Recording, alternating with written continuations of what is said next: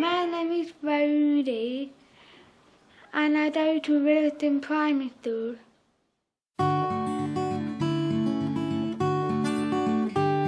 Rosie attends Willingdon Primary School in Eastbourne, a mainstream school with a facility supporting hearing-impaired children attached to it. Willingdon works hard to include Rosie in every aspect of school life. I'm Jan Pearman, teacher of the deaf, and I'm head of the Hearing Support Facility. At this Hearing Support Facility we use total communication, which generally encompasses all forms of communication. So depending on the child and depending on the context, we might use sign supporting English or signed English or BSL or oral communication, or a combination of all of those depending on the child and what's needed at that moment. Not every school benefits from a team of signing TAs and a teacher for the deaf. But many of the strategies used at Willingdon can be employed at mainstream schools without additional facilities to enable hearing-impaired children to access the curriculum fully.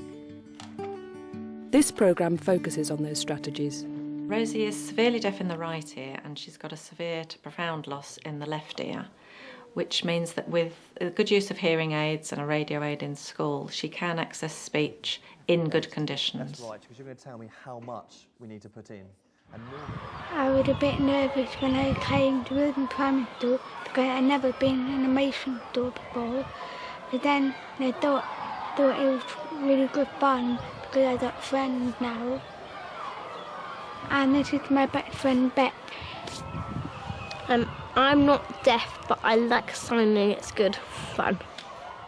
Rosie spends about 10% of her time in the facility. For other children that could be maybe as much as 50, 60, 70%, but Rosie accesses the mainstream curriculum quite well with differentiation, so we just reinforce it. I think maybe... Every morning Rosie and the other hearing-impaired children have their hearing aids checked in the facility. This one sounds just a little bit like underwater. Dad! That's Dad, that's right. Dad. If they only use their hearing aids, the teacher would have to be very close to Rosie and there'd have to be no background noise, and clearly that's not possible in a primary school. So we use a radio aid. The teacher wears a transmitter and Rosie wears the receiver, which is attached to her hearing aid. That means that the teacher's talking into a microphone positioned about here, and then on a radio wavelength the sound is transmitted to Rosie's receiver, so she can then be several feet away and she's hearing the teacher's voice as if she were only a metre away. I'm Miss Binks. I'm Mrs. Taylor. I'm Miss Green. We're teaching assistants in a mainstream school. OK, if we just have a look at next week. Every Friday, Jan and her team of TAs look over the teachers' plans for the following week to see what work needs differentiation. And then it's assembly, which is...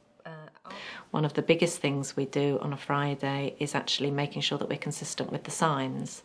There's lots of signs in the lots of words in the national curriculum which don't have a sign language equivalent, and we would have to decide amongst ourselves what we're going to use for that. He's going to start off just describing the four categories, and he's got four labels that he's going to then hold up. So that's carbohydrates, proteins, fats, minerals and vitamins. So so we need to be sure about the signs for that. The carbohydrates, I don't know if there isn't a sign for carbohydrates. We'll just sign carbohydrates. Yeah, because you can point to the word. We won't have to finger spell it, that's a big word to... And then just after that, just carbohydrates. That's fine. My name is Mr. Sykins. Carbohydrates, well done. Well, so look. Wayne Sykins is Rosie's class teacher. An NQT, Wayne is still learning how to accommodate a deaf child in his classroom. Fats. Rosie, would you like to come and get one? I've had a lot of support from the school for supporting Rosie here. I was offered the opportunity to go on a deaf awareness course when I started, and it was very good. It really did help me understand how hearing impaired children learn. Do we see that? Chocolate. Yes. Well done, Rosie. Good girl. For mainstream class teachers, it does involve more work having a hearing impaired child in the class. They do need to be very meticulous in their planning and the timetable, and it's quite hard for them when they want to be flexible if a lesson is going well, when we need actually for them to stick to quite a tight structure. Used in all type of instructional text. I work very closely with the TAs. We're meeting every morning and we discuss the lessons that are going to come up and the key words that may be used. Well, first thing we're going to talk about time connectives. So I've got all these words made up and they're going to ask for different. I'm going to ask them for different time connectives, if they can remember them and stick them on the board. We looked at the plans last week and actually talked about the signs because a lot are similar, so we've actually printed out a few signs with the words underneath. Brilliant. That Rosie and Liam are going to have a set each in front of them on the table. And when we plan our lessons, it's really important that we think and try and make everything as visual as we can, so that all of the children understand exactly what is happening the whole time. And all the work connectors that I use, I'm going to put in a line on the board. Okay, well today we're doing an instructional text of how to make a healthy snack. Yeah. But so that Liam and Rosie can visualise what we're doing, I'm going to make it first for them using the apricots, banana chips, etc. in front of them so they can see all the steps. Brilliant. So there isn't actually a sign that we can use apart from peach, small peach, so we've actually printed a picture of an apricot, and we can say it's similar to a peach but small. Well, my greatest link for finding out if Rosie's understood me or not is through the TA, like who she works with, and during the lesson, once the lesson has started, I'll always go over to the TA to make sure that I'll give them a couple of minutes to make sure Rosie's got it and the other deaf children understand what has been said. Problems that Rosie encounters on a daily basis involved in the classroom are the teacher often moves around the classroom, which can make lip reading very difficult for her. It's important for us to try and educate the teachers to try and get them to remain in the same place. The thing that I need to consider probably the most with Rosie in the class is where she's sitting and where I am in relation to her. She obviously needs to be able to see me and to be able to read my lips, as well as be able to see her signer. Yeah, go. Also, I need to think about when I'm right on the board not to speak as well, otherwise she wouldn't know what I'm saying. Right, I'm ordering you, aren't I? So it's ordering language, let's say. I hope Mr. Doken we learn them more sign language. Sometimes Mr. Sykens gets to turn on the transmitter so she can't hear. So she keeps on saying, it's not on. I think the pace of the lessons in Year 6 is very fast, and it takes an enormous amount of concentration for her to follow the teacher. She lip reads very well, and most of the time she's following the teacher, but she will swap over to look at the signer if she's got any doubts at all about what was said. But can anybody see? And I think the hardest thing for Rosie is if she wants to ask questions back, there's often not time, because by the time we've processed that information so she can access it, the teacher's often moved on. All children in class have moments when they are not focusing on what the teacher says, and they might be looking out of the window, but they still might be half paying attention because they're half listening to what the teacher's saying. But for Rosie, when she needs those moments, respite, she's actually completely cut off from what's going on, and that can mean that she misses important parts of the lesson.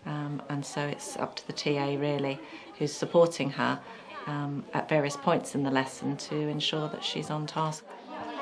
Just remember it, you can include it. The skill we want Rosie to develop is to listen and watch the person talking, so she's using her listening skills and her lip reading skills, but also to use the signer to confirm what she's heard or to reinforce for clarification really.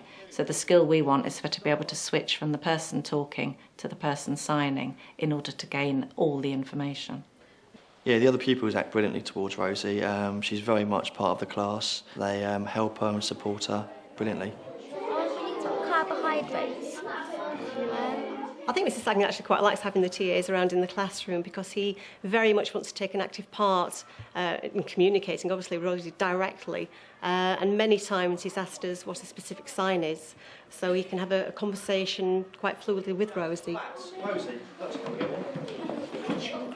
Is there anything... My relationship with Rosie is I speak to her on a one-to-one, and I know the signers are there if I can't communicate with them, but I'll always try and speak to her on a one-to-one first of all. Really important for Rosie to take part in all aspects of school life, not just the mainstream curriculum, but the extracurricular activities. She's just taking part in some football trials, and we would decide whether she needs support for that or not. For something like football, we would support at the beginning, and then she's able to join in with the others without support. Signing is encouraged throughout the school. All assemblies, concerts, Christmas productions are completely signed. And he shot and scored. Now Willingdon were 2-0 up. Within mainstream schools, obviously many teachers are not going to sign, and that's really why we're there, to provide that sign support. So it's not essential that they sign. What we would expect from teachers is to learn the basics of good morning, hello and greetings, so they can have simple conversations with the student, because it just makes such a difference to their life. Where else did he put the snake? So how does Rosie cope in group discussions? Rosie?